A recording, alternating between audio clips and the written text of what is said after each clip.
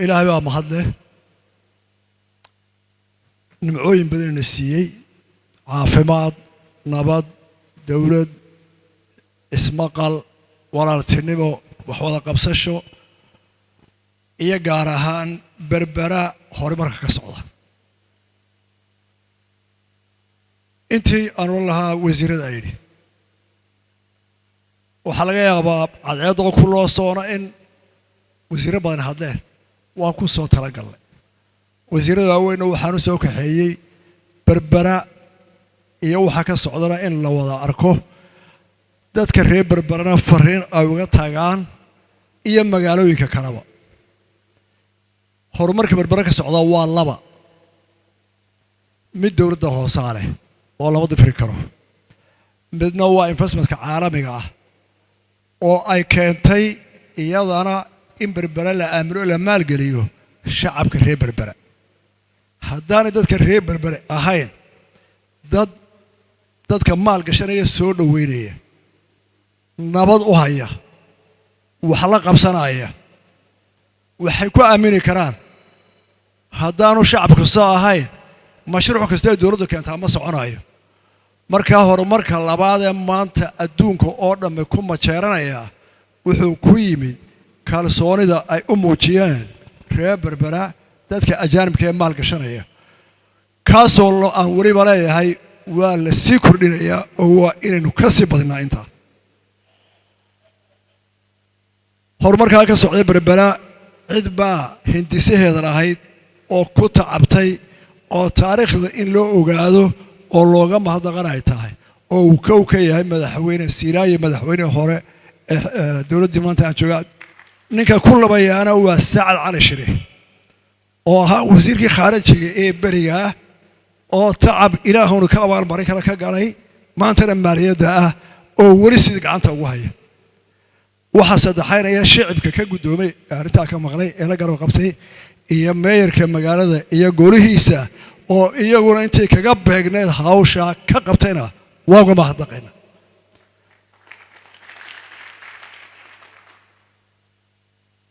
reer berbera fariintan uga tegaynaa waxa weeye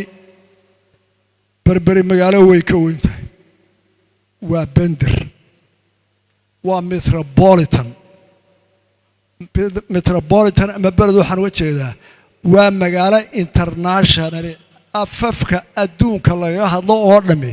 la doonaya inay yimaadaan oo ay ku noolaadaan oo ay wax ku yeeshaan oo ay wax gashadaan oo isugu soo ururaan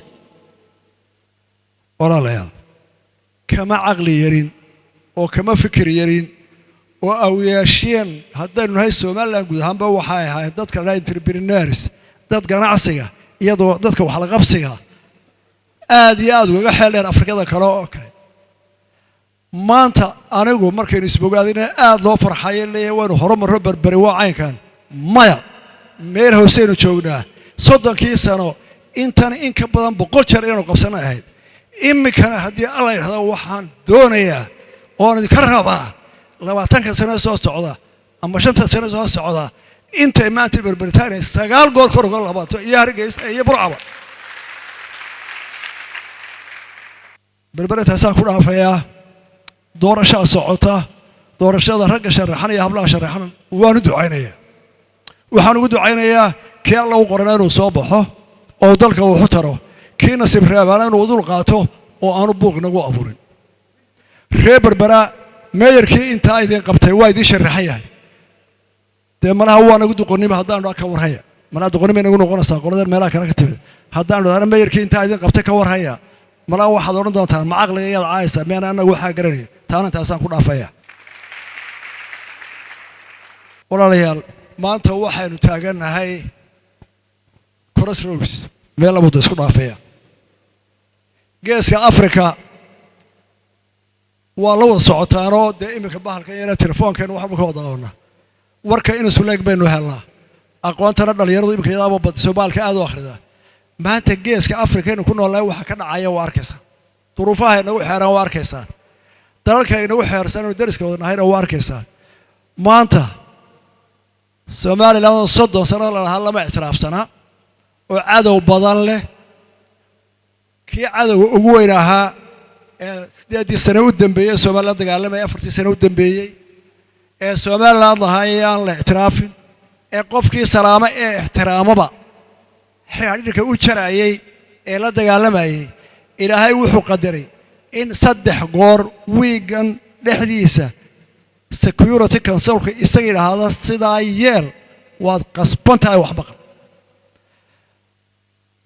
dawladda xamar ka dhisan dhibaatada ay u geysay dadka Soomaaliya xamar jooga iyo dadweynahooda iyo dhibaatada iyo qaxa ay gelisay aad iyo aad baan uga damqanaynaa Soomaaliya maamulka iyo dadka hogaamiye iyo siyaasadda talaxmadooda aanu isaynaayo shacbiga walaalaha iyaga Soomaaliya marna dhibaato lama rabno haddaanu haynana waa u gurman lahayn markay dhibaato dhacdana waa u gurmanaa oo mar iyo lababa oo dhibaatooyin dhaceen baladweyne iyo jawhar iyo intaan ku arkaa waa ka taraa maantana aad baan uga walaacnay oo uga naxnoon uga damqanay markaan horena xamar oo dib dagaal uga dagaalamayo aad iyo aad baan uga xumaanay eedaana waxa leh dawladdii hoggaanka haysay oo damacday dadkii inaanay dhageysan iyadoo waqtigeedii dhamaaday waxa ilaahay mahadiya in caalamkii oo dhan iyo shacab oo dhan ku qasbeen maanta dawladdii dhagaha adkayd inay ku soo noqoto halkii shacabka iyo caalamku rabeen oo caawa xamar nabad tahay oo baladweyne nabad tahay oo gaalkacyo nabad tahay oo qof Soomaaliyeed maanta gurigiisa aanu ka qaxayna dad Soomaaliyeed baan nahay Soomaalida ku dhaata dooriyay inay wanaagsanaato laakiin danteena ay saseegtay aan colaad shacabka u hayn waxaan amaanayaa siyaasiyiinta ilaa shalay wadada toosan ku soo noqday madaxweynaha waqtigiisu dhamaaday xalay markuu hadlayay mar qura ma qiran qaladaadkiisii mar qura maxaaban iska dhaafeen ugu xiiqaynaa eenu 4 sano u murmanay Soomaaliland ma tahay karo diyaarado yaari tagin badda waan ka xidhayaa waan qasbayaa ciidan baan soo tababaranaya maxaa maanta kala hadlaa mar haddii dadkiisii uu xamar dagaal geliyay waxaan leeyahay shacabka Soomaaliya xamar ku nool baladweyne ku nool baydhabo jooga gaalkacyo jooga bal 30 sanadood oo waxa maanta aragteen maanta dhibaatada iska gaadhay baa naga haysta dawladda xamar ka dhismay kan ilaa kuwii ka horreeyay shacab ahaan waxaan idinka codsanaynaa in ogaataan inaana dadka nabcayn qadanteenu isdiiday waxa maanta ka saasteen ka yaabteen caalamka yaabay ay 30 sano naga haysteen madaxdiina iyo dadka idin taliya taana taasaan ku dhaafaya waxaan ku soo koobayaa shacabka Soomaaliland doorashada ku soo socota lama dooranayo xildhibaan lama dooranayo dawladda hoose waxa la dooranayaa Soomaaliland adduunka halkay ka gali kartaa lacagta ku baxaysa imika inta ku baxday doorashadu waa 20 milyan waa kan sacad isaga dusha ka saaranta caalamku wuxuu ku darsaday Yurubna 3 milyan iyo 2 Taiwan 5 naga soo galay inta kale xilkeeda waxa qaaday wasiirka maaliyadda iyo wasaaradda maaliyadda oo bixiyay dib kasta iyo si kasta oo keenan cidna waxba kama amaahan taajirna waxba kama ahan shirkadna may bari caalamku wuxuu leeyahay oo say soo wadi karaya wuxuu leeyahay oo talo maxaa ka dhici doona iyagana masaa xamar baa loo gar qaadaya talo security council loo doori doona ma igad baa loo doori doona dadka sharaxan dadka dhisaya dadka ololeynaya da kasta oo tahay waxaan ka codsanayaa in aan maanta ku kicin ficil Soomaaliland hoos u dhigi kara oo adeedu ka shaqada soo socoto doorashada intaasaan ka idhi dalka ilaahay noo barwaaqeeyo roobabkana qaar khayr qaba Allah inoo gariyo ilaahay baartiina soo jabiyay cudurkan koobka Allah inaga dulqaado dalka iyo dadka Allah inoo barakeeyo ilaahay talada toosan hayno tuso colaadaha yar yar ka jira beelahana Allah inaga soo qaboojiyo dhammaantiin waxaanu ku ducaysanaa in ilaahay qalbigeena isu waafajiyo wax wada qabsano halgan baynu ku jirnaa Soomaaliland